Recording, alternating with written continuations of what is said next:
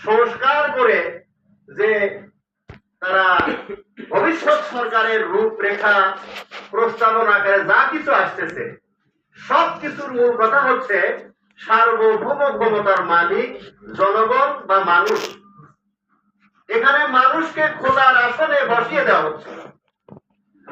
এই যে দলভিত্তিক শাসন ব্যবস্থা, এখানের একটা স্লোগান আছে যে মাই party do not wrong or right.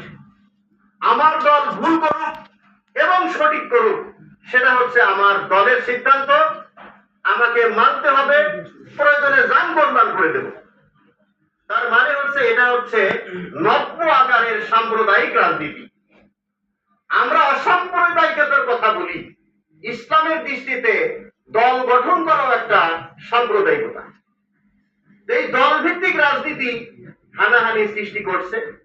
আমরা ইতিমধ্যেই দেখতেছি বিভিন্ন সভা সমিতি সেমিনার বিবৃতিতে এক দল আর এক দলের বিরুদ্ধে যেইভাবে কাদা সরাসরি